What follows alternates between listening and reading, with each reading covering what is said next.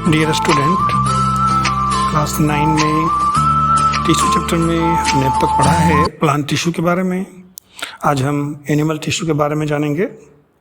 Animal tissue मुख्यतः 4 प्रकार के होते हैं। पहला एपिथेलियल टिश्यू, दूसरा कनेक्टिव टिश्यू, तीसरा मस्कुलर टिश्यू और चौथा नर्व टिश्यू।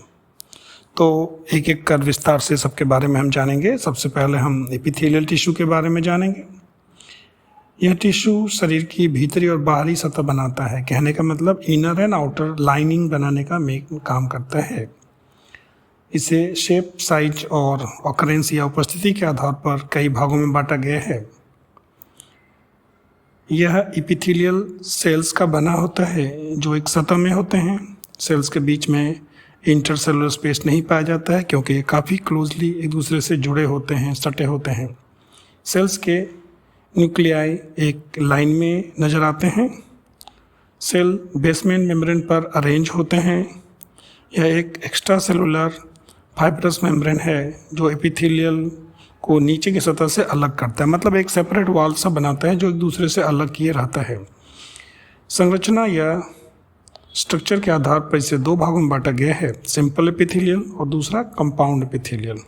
सिंपल एपिथेलियल यह टिश्यू एक लेयर का बना होता है। इसमें केवल एक ही लेयर होते हैं जो निम्न प्रकार का होता है। सबसे पहले हम जानेंगे वो है स्क्यूमस एपिथेलियल। यह सेल पतले और चपटे होते हैं जो लंबाई में ज़्यादा पर हाइट में कम होते हैं। यह सतह पर बिछे हुए टाइल्स की तरह दिखते हैं। इसे पेवमेंट टिश्यू भी कहा जाता है। यह टिश्यू चीक की सतह पर ब्लड वेसल्स और लंग्स एल्वियोलाई में पाया जाता है। कहने का मतलब माउथ के अंदर के भाग को यह आसानी से पाया जाता है। इसे देखने के लिए अगर हम चाहें तो फ्रॉग के बॉडी से यह रिलीफ होता है और हम स्क्यूमस एपिथेलियल को देख सकते हैं। यह आंतरिक टिश्यू की रक्षा करता है। दूसरा है क्यूबॉइडल। क्यूबॉइडल शेप के आधार पर क्यूब शेप में होता है। इसमें न्यूक्लियस सेंटर में होता है, केंद्र में होता है। यह सैलिवरी ग्लैंड्स, नेफ्रॉन और पैंक्रियाटिक डक्ट में पाया जाता है। तीसरा है हमारा कॉलमनर। कॉलमनर का सीधा अर्थ होता है पिलर, खंभा जैसा, और उसी शेप में होने के कारण इसे कॉलमनर एपिथेलियल टिश्यू कहते हैं।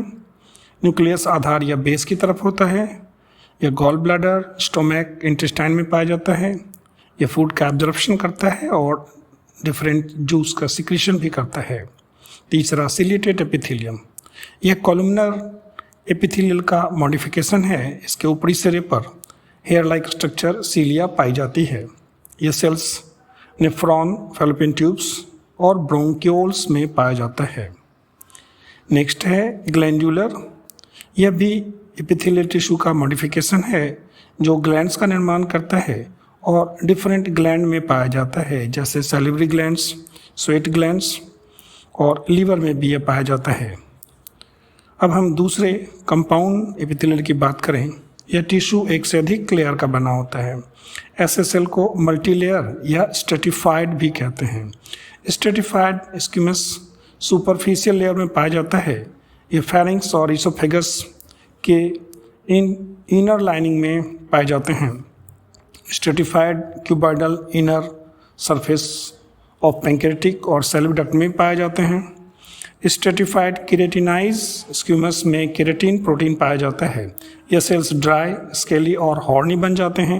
यह सेल्स नेल, हूफ, हॉर्न बनाते हैं जो केराटिन के डिपोजिशन से होता है। इस प्रोसेस को केराटिनाइजेशन भी कहते हैं। इस तरह हम देखते हैं कि केराटिनाइजेशन प्रोसेस से एनिमल में सींग, उसके नेल्स का निर्माण होता है। आइए नेक्स्ट टिश्यू में हम नर्व टिश्यू की बात करें।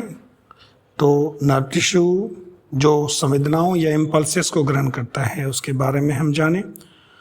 हमारे बॉडी में 6 सेंस ऑर्गन होते हैं: आँख, आइज, ईयर, नोज, माउथ, टंग और स्किन। ये सभी नर्व्स टिश्यू के कारण ही फंक्शनिंग होते हैं, कार्य करते हैं। तो हम नर्व टिश्यू के बारे में जान लें।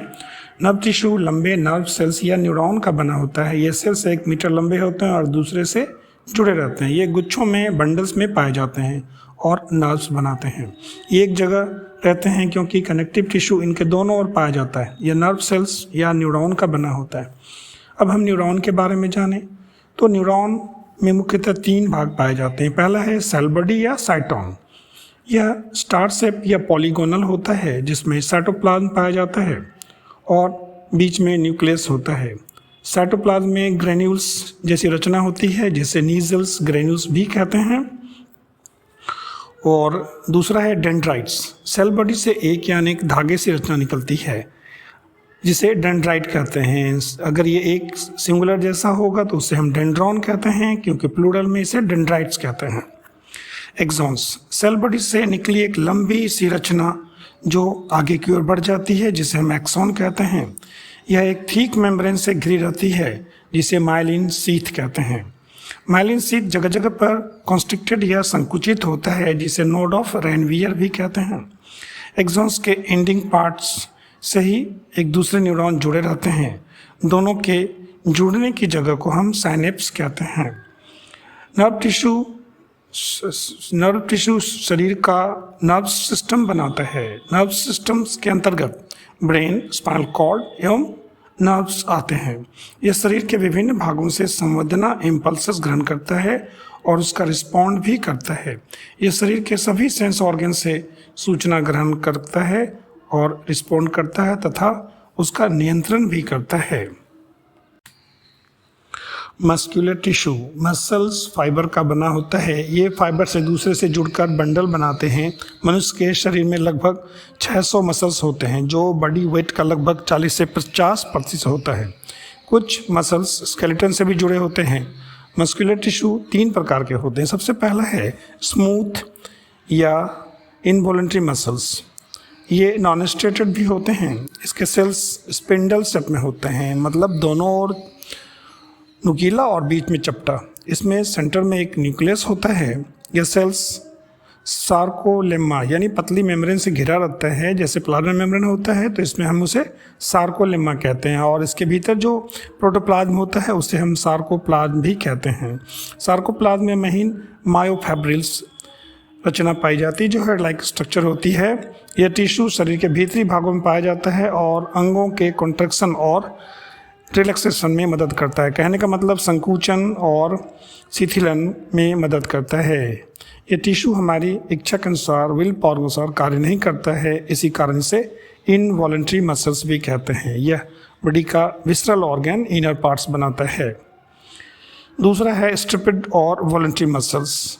स्ट्रिपिड कहने का मतलब मसल्स सेल्स लंबे, अनब्रांच और सिलेंड्रिकल होते हैं। इसमें लाइट और डार्क बैंड्स पाए जाते हैं जो अल्टरनेट क्रम में एक के बाद एक सजे रहते हैं। इसी कारण इससे स्ट्रिपेड या स्ट्रीटेड या वॉलंटरी मसल्स भी कहते हैं। ये टिश्यू हमारी इच्छा के अनुसार, विल पावर के अनुसार ही कार्य करता है और हमारे अंगों का संचालन करता है। यह मसल्स बोन से जुड़ा होता है और बॉडी के पार्ट के मूवमेंट जैसे हाथ पैर का चलना, डिफरेंट बोन का मूवमेंट, ये सारा स्ट्रिपेड या वॉलंटरी मसल्स के कारण होता है। तीसरा कार्डियक मसल्स कहलाता है। ये मसल्स सेल्स लंबे सिलेंड्रिकल होते हैं। इसमें फाइन लाइट और डार्क बैंड भी पाए जाते हैं, लेकिन ये मल्टी न्यूक्लिएट होते हैं और फिर भी ये इनवॉलंटरी होते हैं। कहने का मतलब ये स्ट्रिपेड होने के बावजूद ये इनवॉलंटरी होते हैं, यानी हमारी इच्छा के अनुसार कार्य नहीं करते हैं।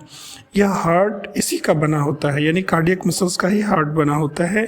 ये मसल्स अपने आप कार्य करता रहता है। कहने का मतलब जो बॉडी का फॉर्मेशन होता है आफ्टर 3 मंथ, तब से जो ये वर्क करना शुरू करता है तो टिल द डेथ, यानी अंतिम समय तक यह धड़कता है, वर्क करता रहता है और कभी भी थकता नहीं है। तो इस मसल्स में फैटिग या टायर्डनेस कभी नहीं होता और हार्ट हमारा इसी मसल्स का बना होता है। तो इसे हम इनवॉलंटरी मसल्स भी कह सकते हैं।